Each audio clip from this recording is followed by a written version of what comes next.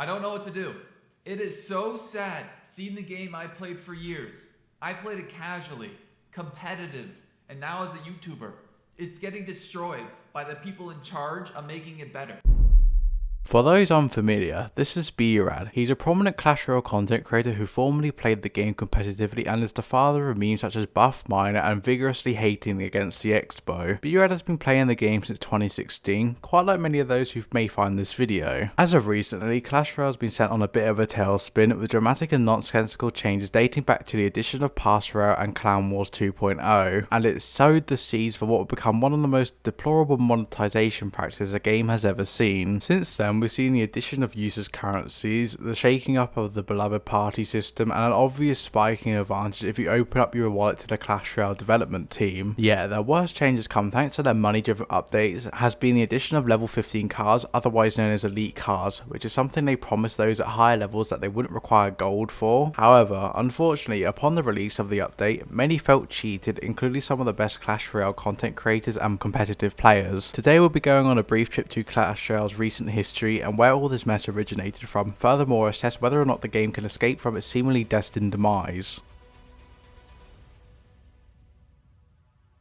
Our disastrous cause begins in August of 2020, which is when Clan Wars 2.0 was officially released for people to quote-unquote enjoy. Not only did this add on to the disaster that came from the Pass Royale recently being added a year earlier, the first step in Clash Royale favouring a pay-to-win mindset, but it also permanently scarred Clan Wars as well as made them virtually useless. My own summary as a player of the game for many years goes as follows. Beforehand, Clan Wars was somewhat easy to understand, with you being able to attack a much larger base, quite like the Capital Hall system in Clash of Clans. You're rewarded based on participation, and there was a system that encouraged teamwork in the form of engineering the random decks to have the best outcome possible. Players of Clan Wars were able to fight against opponents inside of the special events as well as collect a war bounty such as valuable gold once the Clan War was over. I'm mainly going off my memory here, a very passionate memory, but I'm pretty sure there's also a collection day and a war day, with the wars lasting 2 days, ensuring the experience was rewarding. If my memory is serving me correctly, I believe on collection day you'd attack to earn different types of cards for your own deck and also for your clan to an extent. I'm unsure of the numbers, but I know there's a hard cap of around 6 legendary cards, and you'd also end up battling against other clans for victory points, with the best clan earning the most and obviously yielding the most rewards. Mind you, this was 3 years ago at this point, and it feels like I'm talking about ancient history, but moving forward for a second. Clash Royale's development team decided sometime during the height of events in 2020 to introduce Clan Wars 2.0, and a meme spawned about how their community manager Darian talked a lot about boats. There was a lot of hype around the update. There was a huge theme around boats and team participation, although some of the details remain purposely vague. People were excited for this. It's almost like it was going to be the biggest update ever for Clash Royale. This update f***ing sucked. It completely killed any motivation for teamwork and was when I personally left the game, as it was completely outrageous, convoluted and extremely hard to inspire myself to work in favour of this new PvE system. Clash Royale's development team made the mistake of killing the one thing that made Clan Wars 1.0 enjoyable, and that was the simplicity. Instead of getting a 2-day war that wasn't a complete grind fest, you now get perpetual Clan Wars that last a good month to a month and a half if you're unlucky, with you being forced to complete these completely moronic objectives in order to advance your boat across the river as if it were a race. I get what they were going for, but this update absolutely ruined the previous mechanics for Clan Wars and what initially made it so fun. Instead of feeling as if you were competing against another clan, you were more or less competing on your own behalf, and that wasn't any fun. Gone were the days of devising a strategy with your clan to have the best deck, and now came in a new era where you had to grind out Clan Wars for a month to have any chance of actually completing Clan Wars 2.0, which is something the casual player does not want to do. This update is possibly one of the worst useless to come out of Supercell and Clash Royale's hat of updates. During this update, they also overhauled the beloved quest and free gift system, with there being more of an invisible barrier between understanding the bonuses that will come with your free gifts. They were now located in the store, as a matter of fact, and although they inevitably make a return in daily task, there's now this new thing called a banner box, which is basically saying that you need to pay gems or at least work through this daily task system to actually customize your profile. However, the one redeeming factor about Clan Wars 2.0 was the fact it was fresh for a whole entire month, and that every time you managed to win some point inside the Clan Wars, you could see your boat move in real time against other clans. That was until they decided to remove that feature the following year for absolutely no reason, add on a meaningless 3-day long training time, and ensure the boats moved at the end of each day, basically annihilating any perception of competition in the process. There was also this really confusing point system added inside the clan wars known as Fame. I'm pretty sure they renamed it at some point, but honestly, throughout the latter parts of 2020 all the way up to late 2022, I was completely absent from the game, and I'm more or less basing this on accounts I have from friends who played the game throughout this painful time. The amount of emphasis placed on the importance of this update, that Clan Wars 2.0 was going to be the future of Clash Royale, wasn't the only part of the update that failed the players. It also favoured those who were willing to drop their life savings on the game purely because they wanted to. With the old system, it was very easy for players to earn rewards for themselves and their clans, regardless of whether or not they paid money. The fact that Clash Royale's development team decided to make the ability to claim these rewards a solid month wait brutally ended many of the incentives free-to-play players had to participate in Clan Wars, resulting in them throwing or simply playing Trophy Road. There's another thing I'd like to add. This entire update sort of made Clan Wars seem pointless to a clan, and in a sense it somewhat ruined the experience of clans in general. Beforehand, way in 2016 to 2018 mana mold, we used to have a clan chest, which was where people could throw the hat in the ring regarding Trophy Road, and so the entire clan could profit from playing Trophy Road and completing other challenges. It encouraged and fostered teamwork, sort of like clan games in Clash of Clans, but more simple. But no, they decided to make it overcomplicated to the point where clans were pretty much made redundant in the process. Finally, if we take a look at how Clash of Clans and its Clan War system works, you can really see how Clash Royale has faltered. Not only did it require an overhaul over a pretty simplistic system, they also forgot to learn from the game that arguably fathered the idea of having a Clan War system in their game to begin with. In Clash of Clans, it's relatively simple and easy to understand. You get 2 attacks and an opportunity to earn a total of 6 stars in total in Clan Wars. In CWL, it's 1 attack and 3 stars. You attack a base that suits you, and then bravo, you pick up stars, contributing to the score, which will earn your clan some sweet clan experience, which will unlock benefits such as shorter donation request times as well as level boost to those who are lower level donating to higher levels, and vice versa. Clash Royale has none of that, and from what I know, will never have any of that. There's no benefit for a player who wishes to play the game with their passion and vigour. There's simply profits for supercell, who have players who are willing to play the game but have wallets large enough to bypass grinding out Clan Wars and to try and mode through Trophy Road. Speaking of those with large wallets, it's time for the main talking point of this video, which happens to be...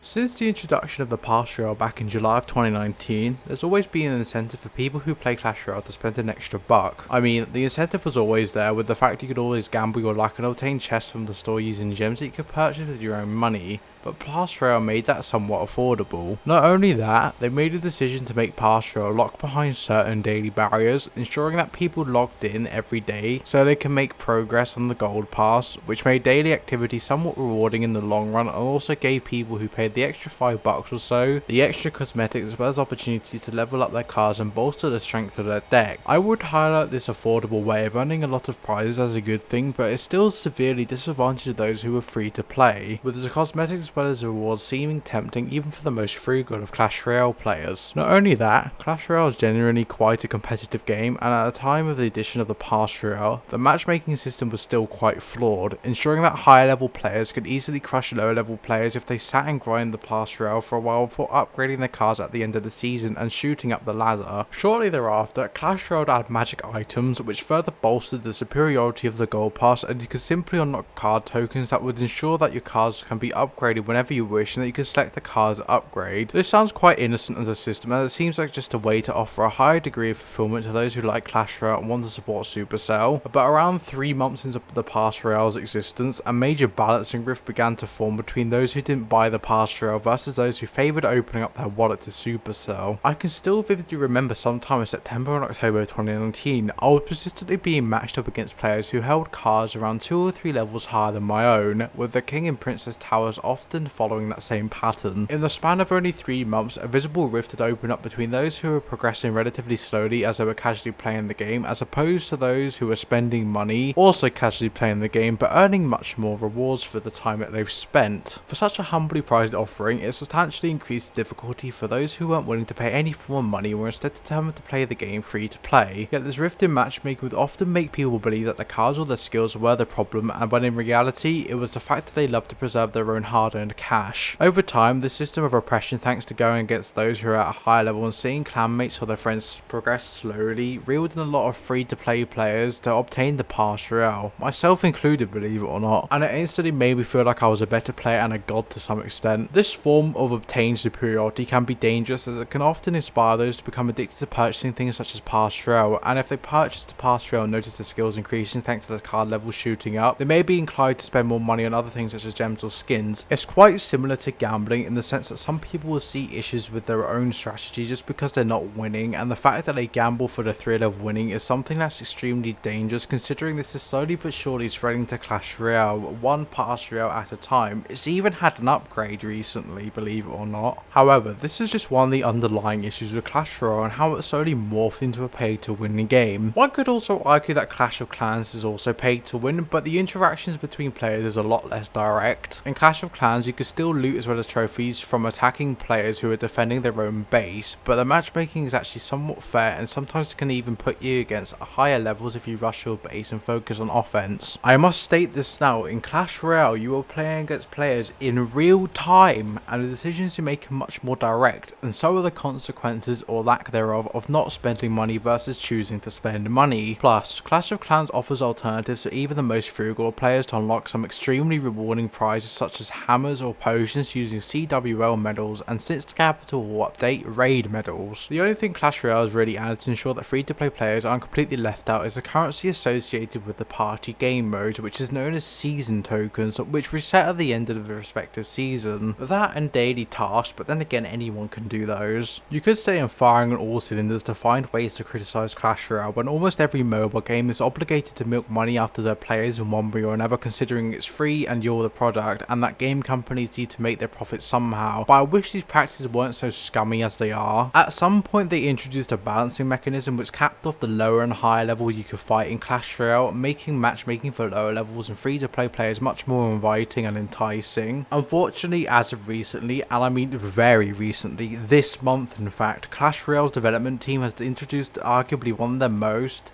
if not the most deplorable update they've ever introduced to their game, and that happens to be Card Evolution. Card Evolution was an update that was designed to mainly ensure the higher level players were happy with spending even more money on the game and by guiding them by heightening the level barrier even higher, with Clash Royale introducing elite cards or level 15 to the playing field as well as to matchmaking. I don't even want to start on the horror that became high level ladder matchmaking, and it's mostly a mess at this point, but one of the promises the development team made to the players themselves in the higher levels, free to play or not, that was the fact that they wouldn't need to worry about gold anymore. Gold was one of the major bottlenecks for many players, and it was one of the many things that actually inspired people to work through the game and to earn gold, either by earning it through Trophy Road in their daily tasks, collecting chests from Trophy Road, or by completing objectives in the Clash Royale. With this promise, it seemed as if that would be gone, and those who are at level 14 already, which I'll use the common card reference of 12,000 to get from level 1 to level 14 as an example, many players were thinking that the amount required would be 10,000 common cards to collect, which would be quite steep considering it's taken a lot of time to get there, or maybe 8,000, which is much more reasonable and not as steep, a middle ground between grinding as well as being able to attain these shards naturally. The amount required is roughly 25,000,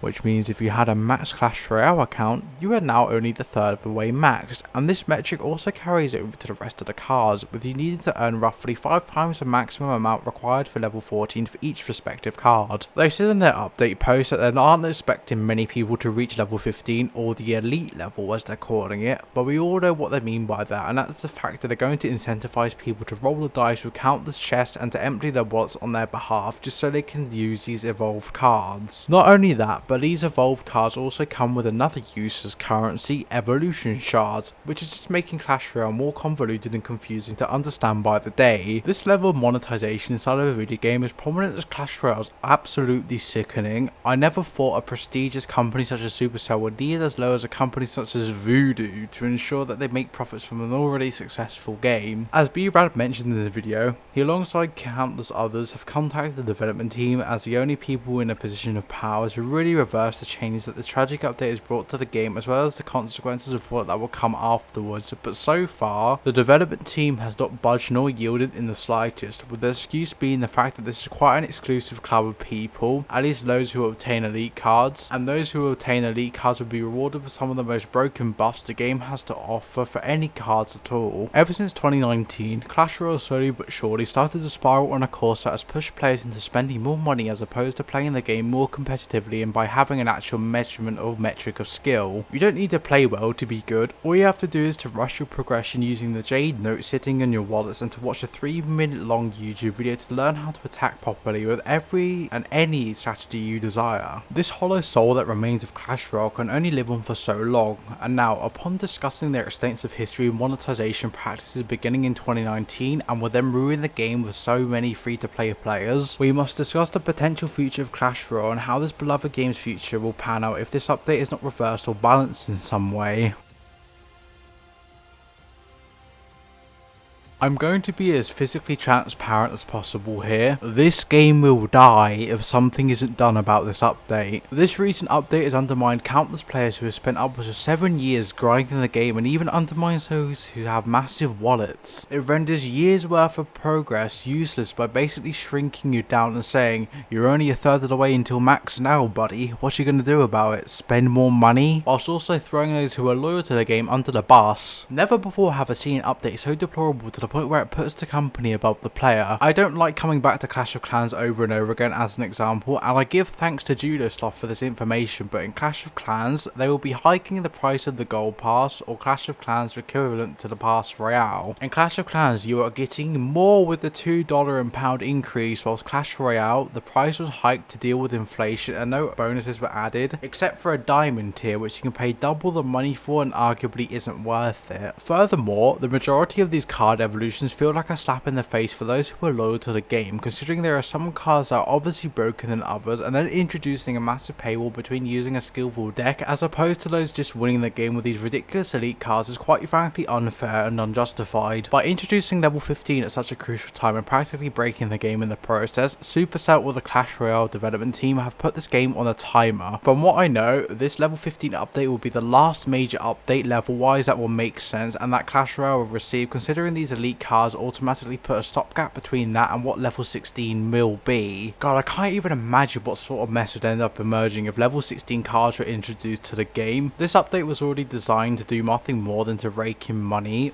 that's already been earned thanks to the fact that people are willing to pay the extra money for the pass royale with the price hike for countless gems to gamble or so they can use it in gold to upgrade. But I think elite cards is taking everything a little too far. Supercell, buddy, you already make so much money, why are you ruining Clash Royale? Does a game that's simply about 1v1 or 2v2 battles with people using different decks to battle against their opponents really need this much monetization? Are you doing this because Clash Minis didn't yield the level of success that you were looking for when creators and beta testers tried out the game for the first time? It seems as if Supercell is slowly but surely losing its grip on its loyal player base thanks to these blunders that they're making with Clash Royale, and the fact that they're going to be adding a third game to the Clash family quite frankly terrifies me, considering how money hungry the Clash Royale development team happens to be. A game that I believe was originally spawned as an alternative game mode to Clash of Clans, one that was so fun for so long, is starting to meet its end and dig its own grave. Although this is a bit of a hot take, I think fixing the game is much more simple than you think. It's simply reversing this update, or at the very least ensuring that not everything is a rip-off. I honestly think the pass royale needs a massive overhaul so that variations occur for those who are higher level versus lower level, so it isn't too overpowered for each level, and maybe adding more benefits for per level is something that should justify the extra price hike as well. Not only that, but I think Clan Wars and Clans need to be seriously overhauled in general. I think Clan Wars should follow a scheme somewhat similar to Clash of Clans' Capital Horse system, or at the very least, it should be reverted back to the old system. Maybe inventing a new system where people can rack up something known as Clash Medals from War, which they can use to spend on benefits such as card tokens, books, or any other boost that I'm forgetting about, with an extra bonus chest that can be filled via participation in war efforts, is something that Clash Royale should seriously consider consider. I will honestly just take anything that doesn't scream like you're sacrificing your soul for some extra doubloons. Just imagine how cool it would be to have clan leagues or even royale leagues, anything to match that name, where you could build up your own custom arena inside of Clash Royale that players battle on and upgrade when it's time for war. Obviously I wouldn't want everything to be overcomplicated, everything's already convoluted enough, but I think the whole river race system is just broken and not worth the time. A raid weekend similar to Clash of Clans would be much more rewarding for Clash Royale wars, as they don't seem perpetual and endless that way, whilst also offering opportunities for players of all kinds to reap rewards of varying levels. I'm just spitballing here at this point. I'm a YouTuber who's barely hit 100 subscribers, thank you by the way, but I'm someone who's been passionate about Clash Royale, Clash of Clans and even Brawl Stars for years at this point. I first played Clash of Clans when I was 10, I was hooked. Clash of Clans when I was 11, I'm 18 now. It's so degrading seeing such a wonderful experience, one that holds many memories, take such a dark turn for the sake of pushing some numbers up. The thing is, I can't solely blame the Clash Royale development team either. I'm sure Supercell as a company has been breathing down the necks about a profit quota, and that's why this update was spawned, at least. That's my personal hope that is the case. It seems odd for Royale's development team to not budge about an update and to remain stubborn alongside the firm when there are creators and people screaming and begging for them to reverse these changes. What do you guys think? Do you believe Supercell should be held accountable for holding a quota above their head, or is it more or less greed striking the Clash Royale development team with them wishing to milk every penny out of this game before it dies? I encourage you to leave your own opinion in the comment sections, but as how I'd personally fix Clash Royale, had you been put in a situation where you're one of the lead developers? Clash Royale situation sucks, but there's not much I or anyone can do about it, but it's videos like this in which I gain hope that myself and many others, no matter the size, can get word out there and hopefully make giants such as Supercell reconsider their decision. Anyways, with that said and this video going for much longer than expected, I thank you all for watching this video to the end. I hope you have an awesome day, may the cosmos shine upon you, and I'll catch you in the next one.